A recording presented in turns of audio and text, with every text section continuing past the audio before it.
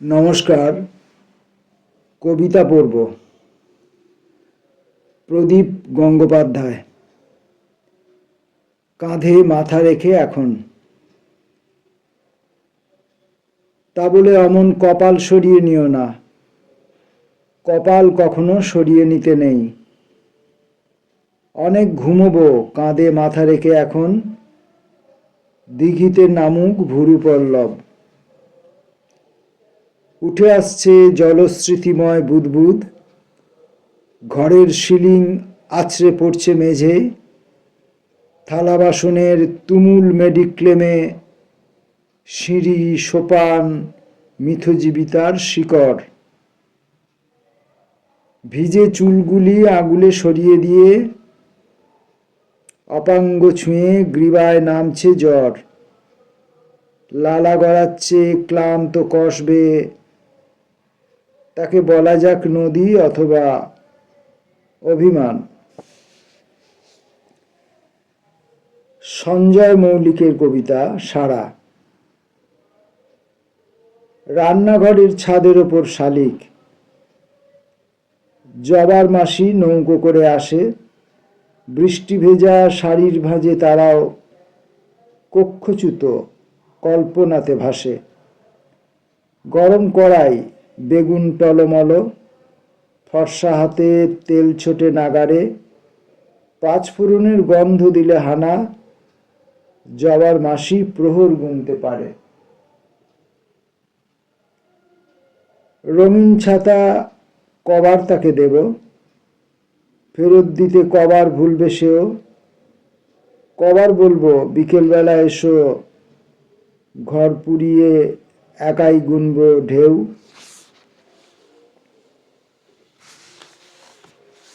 দুর্গাদাস মিদ্দার কবিতা কুহেলিকা। কবিতার ওপর ভর করে আমি জেগে উঠি। আমার সমস্ত ছোটাছুটি শুধু কবিতার জন্য। যত কিছু দেওয়া নেওয়া, যা কিছু কুড়িয়ে আনি, সব কবিতার জন্য। এই এক অনন্য স্বভাব আমার। বাগানের কাছে যাই কবিতার কথা ভাবতে ভাবতে, কবিতার জন্য কাশ্মীর বেড়াতে বেরোই। এছাড়া আমার আর কিছু করার নেই। জীবনযাপনের যত খেই খুঁজে বেড়াই কবিতায়। যেদিন আমার মা চলে গেলেন, সেদিনও আমার শেষ আশ্রয় ছিল কবিতা। মুখ গুঁজে নৈবেদ্য পড়েছি। লীলাময়ী রাত্রির মতো বুকে চেপে বসে কবিতা। কিছুতেই ছাড়াতে পারি না নিজেকে, এ এক কুহেলিকা যেন। আমরা এইভাবে আমাদের বোধ, অনুভূতি, যন্ত্রণা, আবেগ, বিস্ময় সমস্ত কিছু প্রকাশ করে থাকি কবিতার মাধ্যমের মধ্য দিয়ে। কবিতাগুলি কতটা আবহমান কালের জন্য বিচার্য হয়ে উঠল, কতটা সে পরিপূর্ণতা পেল, সেটা বিচারকদের বিষয়। কিন্তু কবি একজন অসহায় মানুষ, তার সম্বল কিন্তু কবিতা। তার অন্য কোনো বিস্তার নেই, তার একরের পর একর ভূমি নেই যেখানে সে বিচরণ করতে পারে। তার কোনো অহং নেই, তার কোনো পেশি শক্তি নেই। অজয় দেবনাথের কবিতা বিদায়। দেখতে পেলেই লাফিয়ে উঠছ, যেন স্বর্গ মর্ত পাতাল ফাটিয়ে হাজির হবে এখনই। কিন্তু তুমি আর আমার আকাঙ্ক্ষিত নও। মনে পড়ে সেদিনের কথা, বিধ্বংসী ঝড় তুলে সব কিছু তছনছ ছারখার করেছ।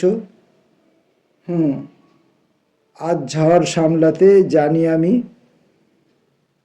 সে যেমনই হোক না কেন, সেখানে তুমি তো নেহাত না।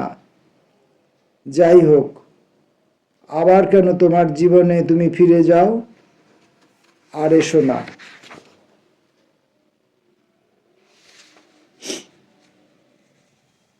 মনে পড়ে তোমায়। তনিমা ব্যানার্জি ভট্টাচার্য ব্যানার্জি, তনিমা ভট্টাচার্য ব্যানার্জি। ক্লান্ত বিকেলের রক্তিম আকাশ তোমারই খোঁজ দেয়, অনাবিল সুখের মাঝেও খুঁজি তোমায়। কেন এমনটা হয় জানি না, গভীর আবেগ আজকাল বড্ড ঘনীভূত হয়, তবু এক পশলা বৃষ্টি আমায় আনন্দ দেয়। তোমার মতো করে কেউ ভালোবাসেনি, কেন জানি না একান্তে তুমি আমার হতেও পারোনি। নগরের বুকে আমি দাঁড়িয়ে একা, তুমি বলেছিলে দিন ফুরবে, ভালোবাসা বেঁচে থাকবে। মলাঠিন বইয়ে লেখা হয় ভালোবাসার গান, সাদা কাগজের বুকে কালির আঁচড় টানি। মনে পড়ে তোমার খরস্রোতায়, মনে পড়ে তোমার কবিতার খাতায়, মনে পড়ে তোমায় মেঘ, মালকোষ কিংবা দরবারি কানাড়ায়। পরের কবি পল্লব কুমার চট্টোপাধ্যায়, জীব আলজিভ। 1-2। 1। জট কি খুলছে বৃহদাকার সন্দেহ বীজের, বিবর্তন মগজ ধোলাই। ফুল ফুটলেও রাত যেন বড় অসহায়, বৈধ অবৈধের টানাপোড়েনে লালিত চোখ, আংশিক শরীরে আন্দোলিত বিদ্রূপ, একবাটি আমানীয় ঘোলের সমান। বিশ্বস্ত সূত্র শেষ অবধি বলছে, পুণ্যতোয়া প্রয়াগ, সে তো গাভীর জিভের মতো চেটে নেয় দেহ পাপ। 2 নম্বর, সংকট। সংকট কেটে গেলে লোকালয় ভালো লাগে, উপকথার রাজবাড়ি। সারসি ঠেলে রাস্তায় নামি, বুদবুদ ভেদ করে ফুটন্ত গোলাপের পাপড়ি বেরোয়। কোনো এক সুদর্শন যুবক ঘাসের আর্দ্রতায় অরণ্য পথ চেনায়। আলজিভ টপকে মৃদু মিঠাস বাক্যের প্লাবন। যতই বয়সকে ঠেলে সরাতে চাই, বয়স চোখের মধ্যে, কণ্ঠের মধ্যে এসে জানান দিতে চায় আমি আছি।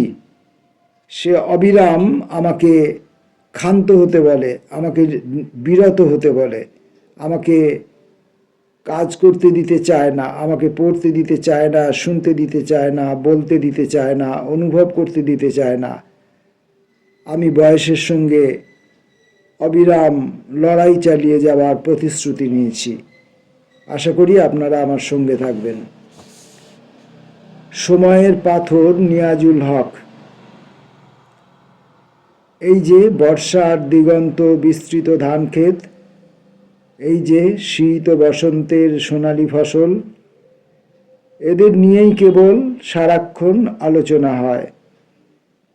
যে ফাল এত এত মাটি উপহার দেয়, তার নির্মাতার কথা কেউ কি মনে রেখেছে? প্রতিটি সমতল ভূমির নিচে ভাঁজ হয়ে আছে শুধু সময়ের পথ। সুখ পাখি, পুলক মণ্ডল। এই কবিতাটি দিয়ে এই পর্বের কবিতা পাঠ শেষ করব। তুমি সে নও, আমার মুখের আয়নায় যে মুখ উদ্ভাসিত হয়, সে তুমি নও। আমার সহসা পীড়নে যে এক লহমা শোকাতুরা হলে আমি 1000 বছর দুঃখ বহন করি, সে তুমি নও। তুমি তো ভুল জ্যামিতিক ছকে অভিমানী জ্যোৎস্নার বুকে কাটাকাটির অঙ্ক কষো। যখন যোগিনী বিলাসে উন্মুক্ত হয় রাত্রি, মধুর ঢেউ তোলে অন্তর্গত নদী জল, ঠিক তখনই তুমি বিছিয়ে দাও অন্ধকার মায়া জাল। সে তুমি নও, সে তুমি নও, সে তুমি নও, যে নিয়ে যায় আমার সবটুকু সুখ। এই যে আমরা কবিতা পড়ি, কবিতা পাঠ করি, বিভিন্ন পত্রপত্রিকা থেকে কবিতা পড়ি, বিভিন্ন কবির কবিতা বই থেকে আমরা কবিতা পড়ি, প্রতিষ্ঠিত কবিদের বই থেকে আমরা কবিতা পড়ি, নবীন এবং ততটা প্রতিষ্ঠিত নন বাণিজ্যিকভাবে বা অন্য কোনো কারণে তাদের কবিতা পড়ি, নতুন বই থেকে কবিতা পড়ি, পুরাতন বই থেকে কবিতা পড়ি। ফেলে আসার সময়ের কবিরা তাদের যে অনুভূতি, তাদের যে দুঃখ কষ্ট বেদনা লিখে গেছেন সেসব কবিতা পড়ি। আজকে এই মুহূর্তের যে সমস্ত কবিরা তাদের নিজেদের কথা কবিতার মধ্যে ব্যক্ত করছেন সেসব কবিতা পড়ি। এবং অধিকাংশ কবিতার মধ্যেই আমরা এই তুমি সর্বনামটি দেখতে পাই।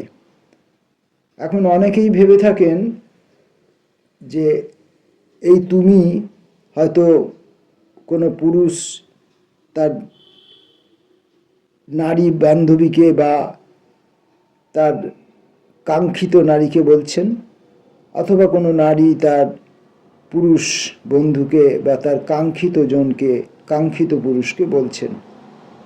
ব্যাপারটা সব ক্ষেত্রে কিন্তু তা হয় না। এই সব তুমি কিন্তু ওই এক তুমিতে গিয়ে পৌঁছায় না। এই তুমি কখনো অবশ্যই একজন নারী, এই তুমি অবশ্যই একজন পুরুষ, আবার এই তুমি কখনো স্বয়ং কবি নিজে, এই তুমি কখনো প্রকৃতি, সেই প্রকৃতি কখনো পুরুষ, কখনো সত্যই প্রকৃতি অর্থাৎ নারী। এই তুমি কখনো একটি নদী, কখনো সমুদ্র, কখনো আকাশ, কখনো কোনো গাছ, কোনো পাখি। এ তুমির কোনো শেষ নেই। এ তুমি কাকে কখন কিভাবে চিহ্নিত করে, নির্দিষ্ট করে, কাকে উদ্দেশ্য করে এই তুমি উচ্চারিত হয়, তার কোনো সীমা পরিসীমা নেই। এমনকি কবি যাকে তুমি ভেবে কবিতাটা লিখলেন, পাঠক পড়ার সময় হয়তো অন্য তুমিকে খুঁজে পেয়ে যেতে পারেন। নমস্কার।